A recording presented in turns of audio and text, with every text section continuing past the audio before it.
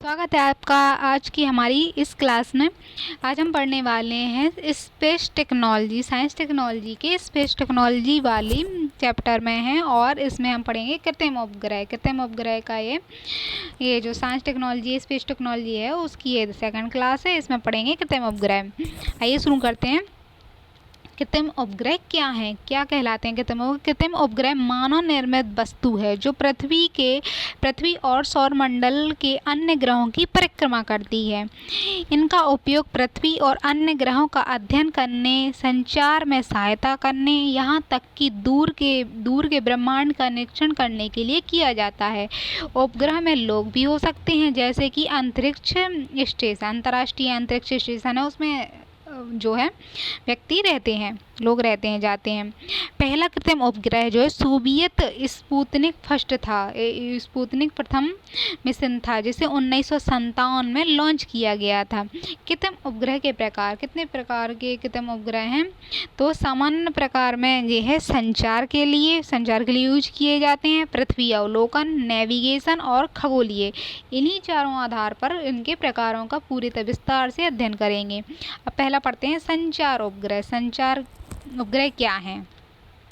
संचार उपग्रह को पृथ्वी या किसी अन्य ग्रह की कक्षा में जानकारी एकत्र करने और उस जानकारी को ग्रह पर वापस भेजने के लिए लॉन्च किया जाता है।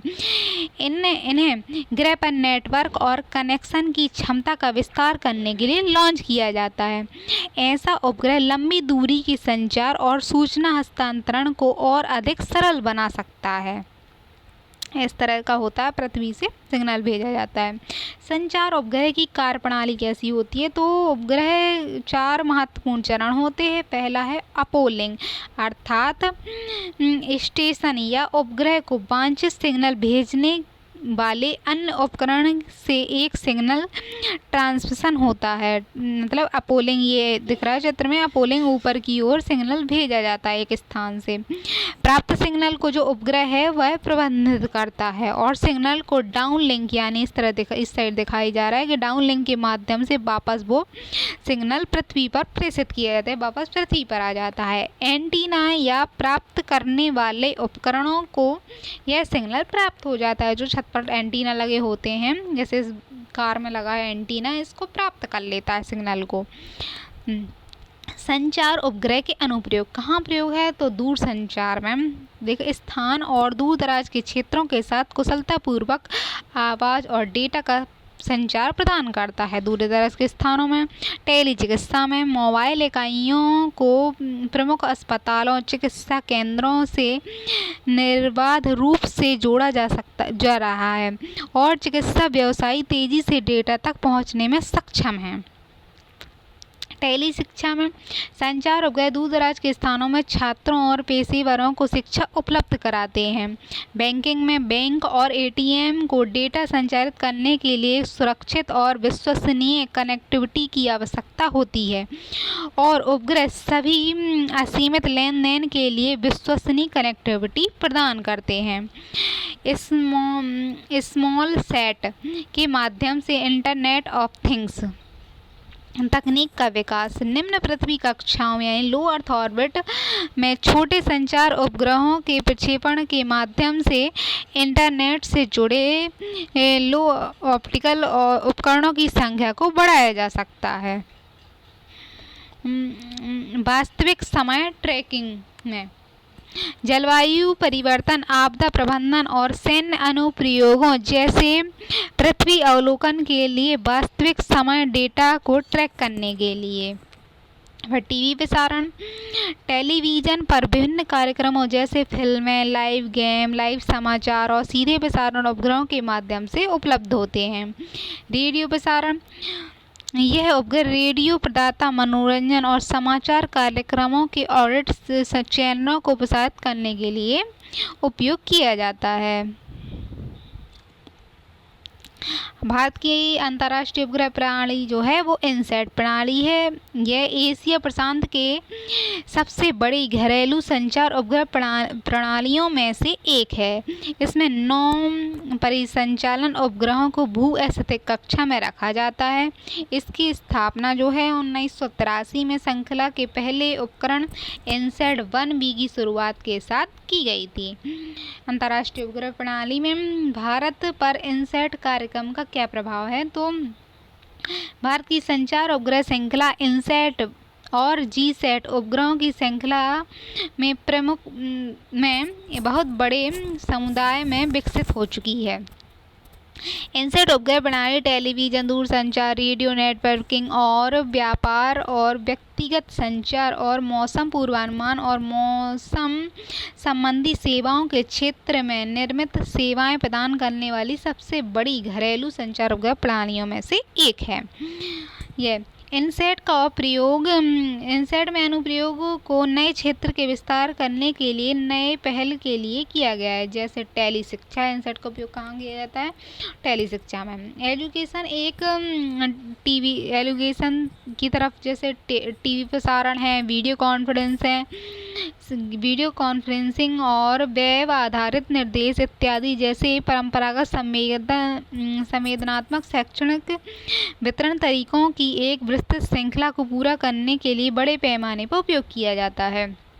टेलीचिकित्सा पोर्टल प्रोजेक्ट वर्ष 2001 में प्रूफ ऑफ कंसेप्ट प्रदर्शन कार्यक्रम के हिस्से के रूप में शुरू किया गया था। शिक्षा में काम करता है। चिकित्सा में ग्राम संसाधन केंद्र यानी VRC विलेज रिसोर्स सेंटर ने विभिन्न अंतरिक्ष प्रौद्योगिकी सक्षम सेवाओं जैसे टेली चिकित्सा, टेली शिक्षा, प्राकृतिक संसाधन सूचना आदि प्रदान की है। ग्राम क्षेत्रों में प्रदान की है। यानी प्रमुख लाभों में कृषि से संबंधित सलाह जैसे फसल कीट बीमारियां, फसल बीमा आदि शामिल है।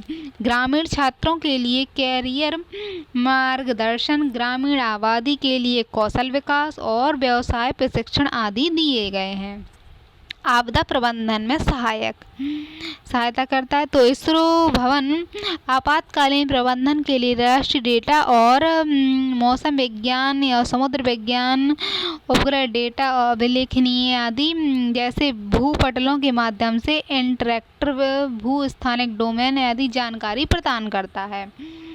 फिर इसके माध्यम से जैसे उपग्रह से जो समाचार है उसको संग्रह करता है। उपग्रह सहायता प्राप्त खोज और बचाव करता है। इंटरनेट सेवाएं ई-गवर्नेंस प्रदान करता है।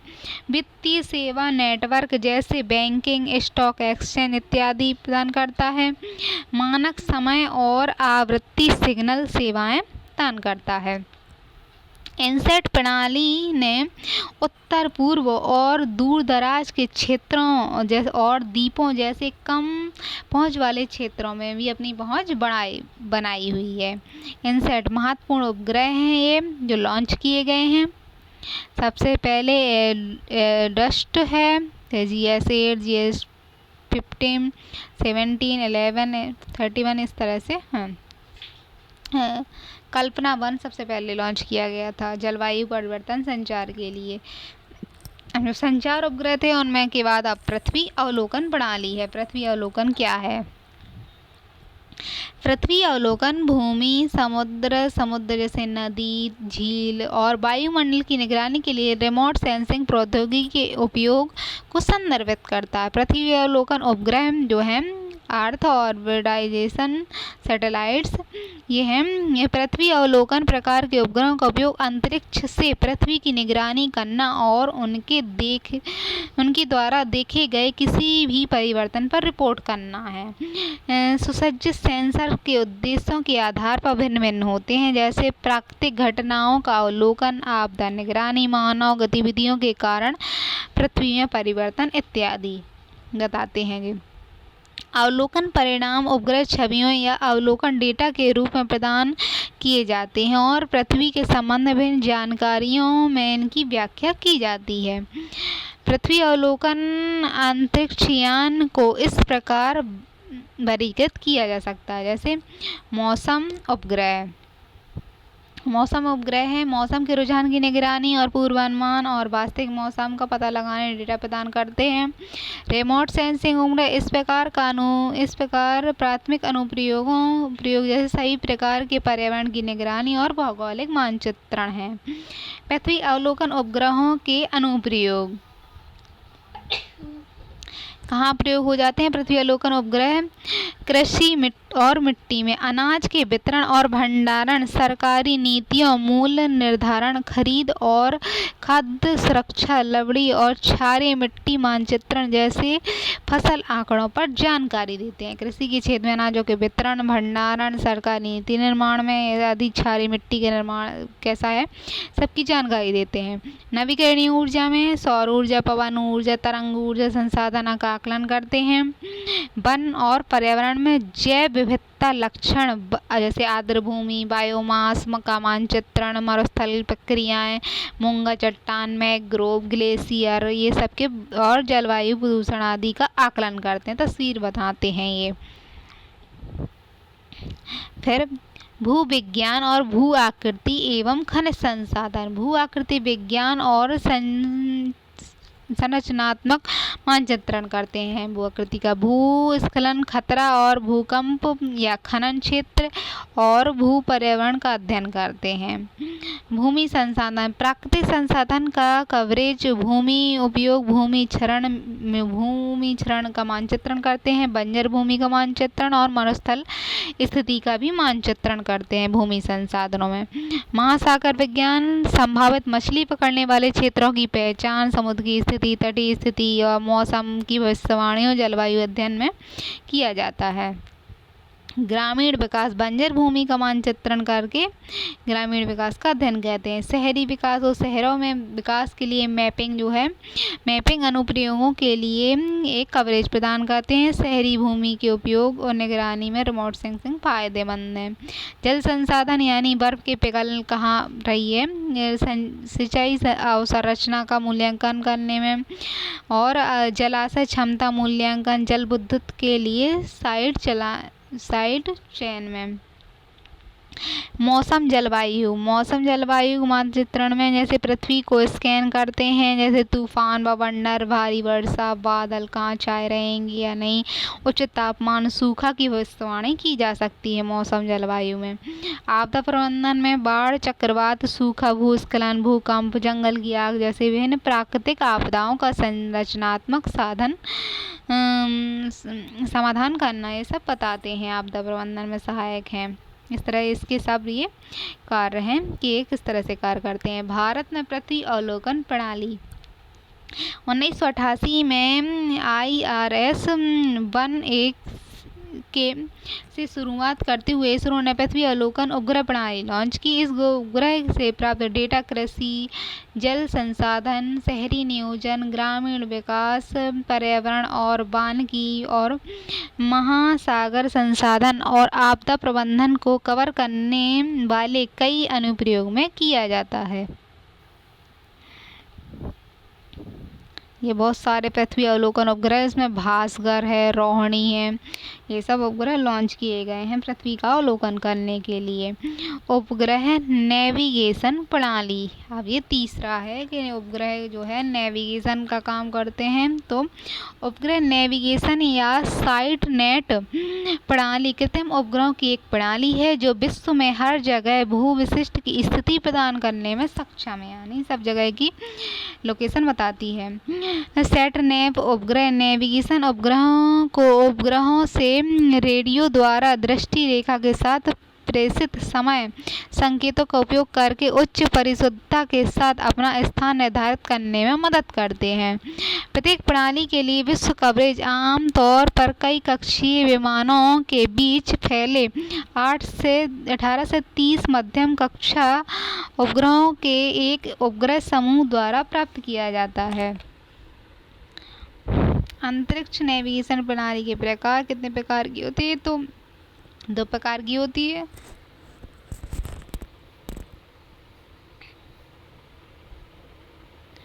विश्व नेविगेशन उपग्रह प्रणाली GNSS विश्व नेविगेशन उपग्रह प्रणाली उस उपग्रह नक्षत्र का वर्णन करता है जो विश्व में क्षेत्रीय वैश्विक स्तर पर और क्षेत्रीय स्तर पर क्या है स्थिति नेविगेशन और समय सेवाएं प्रदान करता है। 2023 में 4 नेविगेशन प्रणालियां चालू की गई थी, जैसे संयुक्त राज्य अमेरिका द्वारा ग्लोबल पोजिशनिंग सिस्टम 1993 में पूरी तरह से चालू हो गया था। फिर रूस ने जो चलाया है उसका ग्लोबल नेविगेशन उपग्रह प्रणाली है। चीन द्वारा बायडू नेविगेशन उपग्रह प्रणाली चलाई गई और यूरोपीय संघ ने गैलीलियो चलाया। क्षेत्रीय नेविगेशन उपग्रह प्रणाली RNSS, इसमें भारत है। क्षेत्रीय नेविगेशन उपग्रह प्रणाली स्वायत्त क्षेत्रीय नेविगेशन प्रणाली है जो क्षेत्रीय पैमाने पर कवरेज प्रदान करती है। क्षेत्रीय संचार इसमें है जापान का क्वासी जेनिथ उपग्रह प्रणाली है और भारत का क्षेत्रीय नेविगेशन उपग्रह प्रणाली में नाविक है।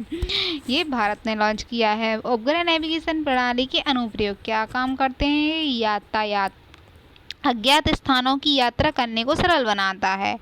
ट्रैकिंग और निगरानी, ये स्थानों को ट्रैक करना आम हो गया है, जैसे चाहे वह पार्सल हो या भोजन का वितरण, यानी ट्रैक करना आसान हो गया है।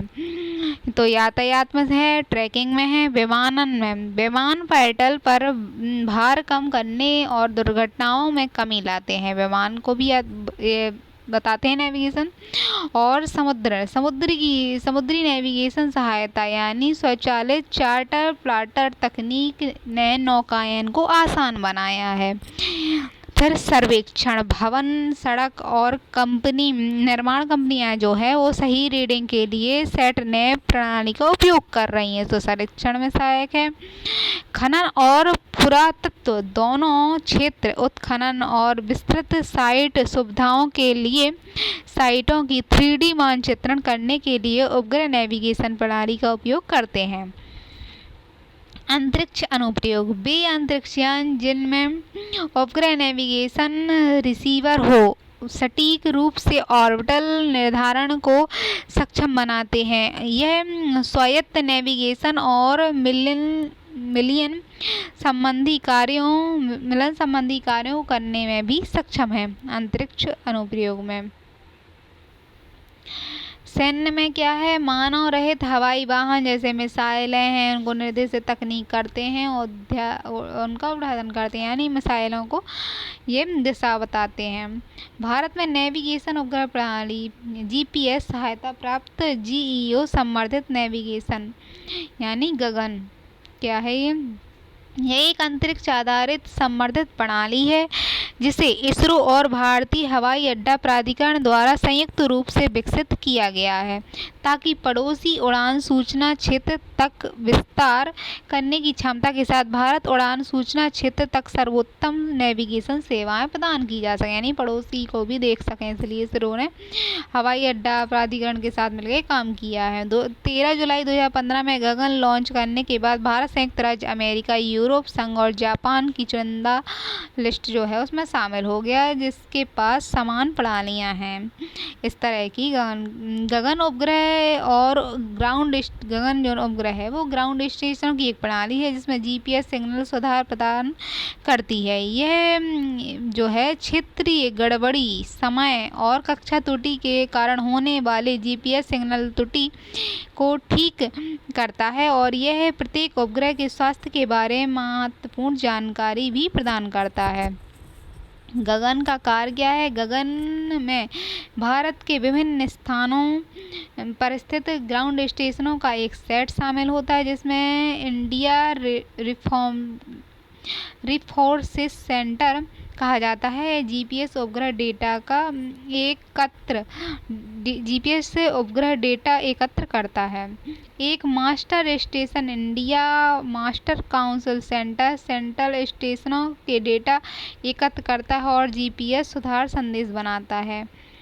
संशोधित अंतर संदेशों को भारत अपलोडिंग स्टेशन के माध्यम से अपलोडिंग किया जाता है और फिर 3 भूस्थितिक उपग्रहों GSAT 8, 10 और 15 से एक सिग्नल को प्रसारित किया जाता है। इन सिग्नलों की जानकारी बुनियादी जीपीएस सिग्नल संचार के साथ संग्रहित होती है, और जिसका अर्थ है कि कोई भी जीपीएस रिकवरी सिग्नल को पढ़ सकता है। कवरेज क्षेत्र क्या कवर करता है? 2 जीईओ एक साथ अंतरिक्ष में गगन सिग्नल संचारित करते हैं, और गगन जीईओ पदचिह्न अफ्रीका से ऑस्ट्रेलिया तक फैला हुआ है।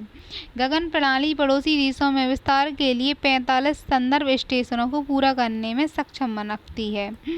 फिर क्या है? यह प्रणाली अन्य अंतर्राष्ट्रीय प्रणालियों जैसे यूनाइटेड स्टेट्स और यूरोपीय जियो स्टेशनरी नेविगेशन, जापानी एमसैट के साथ अंतर संचालित है, और क्षेत्र में निर्बाध हवाई नेविगेशन प्रदान करती है। गगन का अनुप्रयोग क्या है? गगन प्रणाली का उपयोग वन्यजीव संसाधन प्रभावी प्रबंधन, वनों की निगरानी के लिए किया जाता है।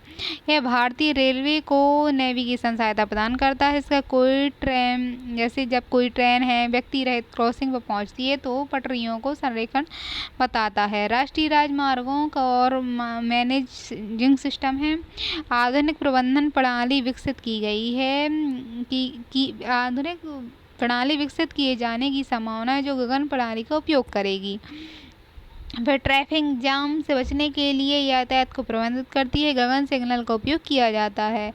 फिर अन्य क्षेत्रों में वायुमंडलीय अध्ययन के लिए वैज्ञानिक अनुसंधान और प्राकृतिक संसाधन और भूमि प्रबंधन, स्थान आधारित सेवाएं, मोबाइल और पर्यटन शामिल है। भारतीय नक्षत्र के साथ नेविगेशन देश की स्थिति, समय, आवश्यकताओं को पूरा करने के लिए इसरो ने एक नेविगेशन उपग्रह प्रणाली स्थापित की है, जिसे navigation with India constellation NavIC कहा जाता है। नेविक को पहले भारतीय नेविगेशन उपग्रह प्रणाली के रूप में जाना जाता था, क्षेत्रीय नेविगेशन प्रणाली के रूप में जाना जाता है। इसका मुख्य उद्देश्य भारत और उसके पड़ोसी में विश्वसनीय स्थिति, नेविगेशन और समय सेवाएं प्रदान करना है, सटीकता प्रदान करना है। नेविक 2 प्रकार की सेवाएं प्रदान करते हैं, जैसे नागरिक उपयोगताओं के लिए मानक स्थिति सेवा और रणनीतिक उपयोगकर्ताओं के लिए प्रबंधित सेवा, यानी रणनीति सैनिकों के लिए तो प्रबंधित सेवाएं प्रदान करता है। नेविक का संगठन, यह प्रणाली 2 भागों वाली है। पहला भाग अंतरिक्ष खंड है जो 7 नेविगेशन उपग्रह से बना है, फिर भूमि खंड है जो सिग्नल प्राप्त करता और विभिन्न अनुप्रयोगों में इस्तेमाल करता है।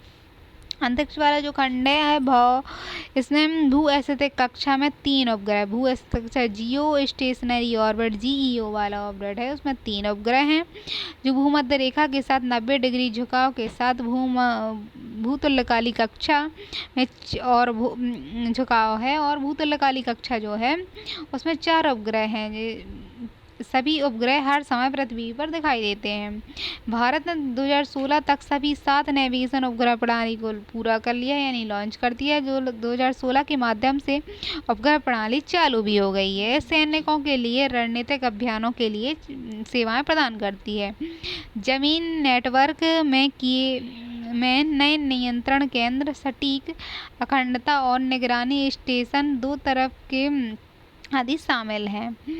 इस प्रणाली का उद्देश्य पूरे भारत के भूभाग में 10 मीटर से क्षेत्र हिंद महासागर के साथ साथ भारत के चारों ओर 1500 किलोमीटर की क्षेत्र में और 20 मीटर के क्षेत्र में बेहतर पूर्ण सटीकता प्रदान करना है। मई 2023 में इसरो ने नेविक के सामने आने वाली कुछ स्थिति समस्याओं को दूर करने के लिए एक नया नेविक उपग्रह लॉन्च किया। नेविक की दूसरी पीढ़ी है ये। इसमें नेविक के सामने आने वाली समस्याओं में क्या है? घड़ी की विफलता, उपग्रह है घड़ी, जो परमाणु घड़ी है उनकी विफलता होती है, इससे सीमा कवरेज आदि शामिल है। भारत में नेविगेशन प्रणाली की आवश्यकता क्यों है? तो ये इसलिए है क्योंकि भारत नेविगेशन प्रणाली की आवश्यकता इस तथ्य से प्रेरित है कि प्रतिकूल परिस्थितियों में विदेशी सरकार जो है नेविगेशन प्रणाली या वैश्विक नेविगेशन उपग्रह प्रणाली तक पहुंच की गारंटी नहीं है भारत को। इसके अलावा इसकी अपनी नेविगेशन प्रणाली भारत की स्थिति निर्धारित करेगी और सेवाओं में अधिक सटीकता प्रदान करने में मदद भी करेगी। प्रणाली से उपलब्ध अन्य सेवाएं क्या हैं? तो नेविगेशन के अलावा प्रणाली है जो सटीक समय रखने, आपदा प्रबंधन और बड़े प्रबंधन और मानचित्रण में मदद रखता है। नेविगेशन अनुप्रयोगों में स्थलीय, हवाई और समुद्री नेविगेशन, वाहन ट्रैकिंग, मोबाइल फ़ोन के साथ एकीकृत, पैदल यात्रियों के लिए और ड्राइवरों के लिए दृश्य और आवाज़ नेविगेशन भी शामिल है, ये प्रदान करता है। फिर खगोलीय उपग्रह प्रणाली क्या है? खगोल उपग्रह क्या है? तो खगोल उपग्रह कक्षा में स्थित एक विशाल दूरबीन है। पृथ्वी के वायुमंडल में हस्तक्षेप किए बिना अच्छी तरह से देखने, यानी पृथ्वी के वायुमंडल को अच्छी तरह से देखते हैं ये वायुमंडल के बाहर अंतरिक्ष को देखते हैं। इसमें इमेजिंग तकनीक उपग्रहों की सहायता से इमेजिंग तकनीक जो है तापमान से परेशान हुए बिना सामान्य रूप से कार्य कर सकती है। खगोल विज्ञान में प्रयुक्त अंतरिक्ष यान के प्रकार कई प्रकार के होते हैं, जैसे खगोल विज्ञान उपग्रह अंतरिक्ष विभिन्न प्रकार के खगोल पिंडों की घटनाओं की जांच के लिए उपयोग किए जाते हैं। खगोल विज्ञान जलवायु के लिए इसमें सेंसर से संयुक्त होते हैं जो वैज्ञानिकों को विश्व के महासागरों, बर्फ, भूमि और जीवमंडल, वायुमंडल पर व्यापक बहुआयामी डेटा इकट्ठा करने की अनुमति देते हैं। फिर जैव उपग्रह पृथ्वी और जानवरों की कोशिकाओं के अंतरिक्ष आधारित अध्ययन, चिकित्सा, जीव विज्ञान आदि महत्वपूर्ण भूमिका निभाते हैं। खगोल उपग्रह के अनुप्रयोग सितारों का मानचित्रण बनाना, ब्लैक होल, रहस्यमयी घटनाओं का अध्ययन करना, इसके लिए प्रयोग किए जाते हैं।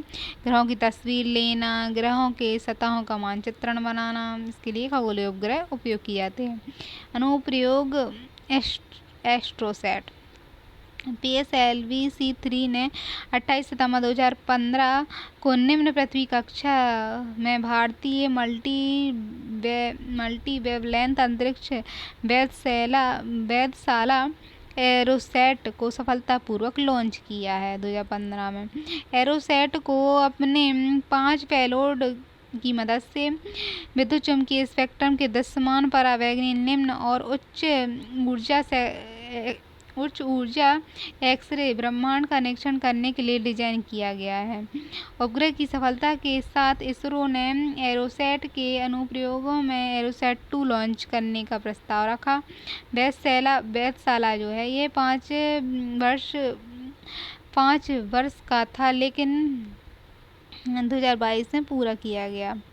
अंतरिक्ष वेधशाला एरोसैट के सफलता परीक्षण के लिए इसरो ने भारत को इन चुनिंदा देशों के समूह में शामिल कर दिया जिनके पास आकाशीय पिंडों का अध्ययन करने के लिए अंतरिक्ष दूरबीन है।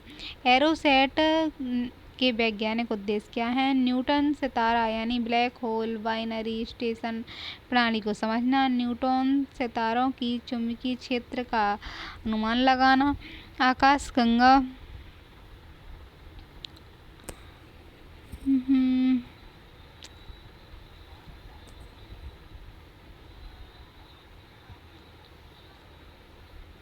खगोल प्रणाली पढ़ रहे थे। खगोल प्रणाली में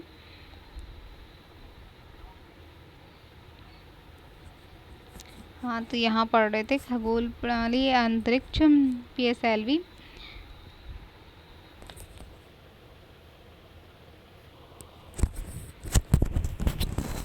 PSLV-C3 ने 28 सितंबर 2015 में निम्न पृथ्वी कक्षा में पृथ्वी की मल्टीवेल्थ अंतरिक्ष स्टेशन सफलतापूर्वक लॉन्च किया था और 5 पेलोड की मदद के साथ एक विद्युत चुम्बकीय स्पेक्ट्रम के दृश्यमान परावैंगनी, निम्न और उच्च ऊर्जा एक्स-रे ब्रह्मांड का निरीक्षण करने के लिए डिजाइन किया गया था। उपग्रह की सफलता के साथ इसरो ने एरोसैट 2 लॉन्च किया और वेधशाला नियोजन जीवन काल 5 वर्ष का था, जिसे 2022 में पूरा कर लिया गया। एरोसैट के बारे में पढ़ चुके थे। एरोसैट के उद्देश्य क्या हैं? तो न्यूट्रॉन तारा ब्लैक होल बाइनरी स्टेशन प्रणाली को समझना, न्यूट्रॉन तारों का चुंबकीय क्षेत्र का अनुमान लगाना, आकाशगंगा से परे तारा प्रणाली या तारों के जन्म प्रक्रिया का अध्ययन करना, एक्सरे स्रोतों का पता लगाना, परावैंगनी क्षेत्र और ब्रह्मांड का सीमित गहन क्षेत्रों का सर्वेक्षण करना। रिमोट सेंसिंग क्या है? रिमोट सेंसिंग क्या है? तो रिमोट सेंसिंग किसी क्षेत्र विशेष में भौतिक रूप में गए बिना परिवर्तन और उत्सर्जित विकिरण ऊर्जा का माप कर भौतिक आवश्यकताओं का पता लगाने और निगरानी करने की प्रक्रिया है। विशेष कैमरे दूर से संवेदी छवियां एकत्र करते हैं जो शोधकर्ताओं को पृथ्वी के बारे में चीज़ों को समझने में मदद करते हैं। रिमोट सेंसिंग के अनुप्रयोग क्या हैं? रिमोट सेंसिंग के अनुप्रयोग में कृषि के लिए कार्य करती है, जैसे कृषि की स्थिति की पहचानना, फसल के प्रकार, मिट्टी की नमी, फसल में पानी, मिट्टी की विशेषताओं का मानचित्रण करता है और सूखे की निगरानी करता है। वानिकी में वनों के प्रकार, वनस्पति घनत्व, कटाई, जंगल की आग पर नियंत्रण, बायोमास का अनुमान लगाता है। महासागर और तटीय निगरानी, महासागर पैटर्न की पहचान, मछली जैसे समुद्री स्तनपायी का मूल्यांकन, पानी की गुणवत्ता, तापमान, तूफान के प्रभाव की निगरानी और लवणता को बताता है। महासागर में भूविज्ञान में भूमि की संरचना मानचित्रण, खनन, हाइड्रोकार्बन आदि के बारे में बताता है। जल विज्ञान में आर्द्र भूमि का मानचित्रण, बर्फ का मानचित्रण, नदी, झील, बर्फ की निगरानी, बाढ़ का नियंत्रण, ग्लेशियरों की स्थिति कैसी है और बेसिन का मानचित्रण करता है। रिमोट सेंसिंग इस तरह इसका चित्र है। भारत में रिमोट सेंसिंग के उपग्रह कार्यक्रम क्या है? 1979 में और 1981 में क्रमशः लॉन्च किया गया भास्कर प्रथम और भास्कर 2, भास्कर 1 और भास्कर 2 लॉन्च किया गया है। इसकी सफल प्रदर्शन उड़ान के बाद भारत ने स्वदेशी भारत रिमोट सेंसिंग कार्यक्रम विकसित करना शुरू कर दिया था। कार्यक्रम को कृषि, जल संसाधन, वानिकी और पारिस्थितिकी विज्ञान, समुद्र मत्स्य पालन और तटीय प्रबंधन के क्षेत्र में अर्थव्यवस्था का समर्थन करने के लिए विकसित किया गया था। इसरो के तहत भारत रिमोट सेंसिंग कार्यक्रम 1988 में IRS 1A के साथ शुरू हुआ। प्रमुख क्षमताएं क्या हैं इसकी? तो उपग्रहों को सूर्य समकालीन कक्षा में डिजाइन, निर्माण और प्रक्षेपित करना, अंतरिक्षयान डेटा स्थानांतरण के साथ डेटा प्रोसेसिंग और अभिलेखन के लिए ग्राउंड स्टेशन स्थापित करना और संचालित करना, जमीनी स्तर पर विभिन्न अनुप्रयोगों के लिए प्राप्त डेटा का उपयोग करना। ये महत्वपूर्ण रिमोट सेंसिंग उपग्रह हैं। Thank you. अब आप मिलते हैं अगली क्लास में इसका नेक्स्ट चैप्टर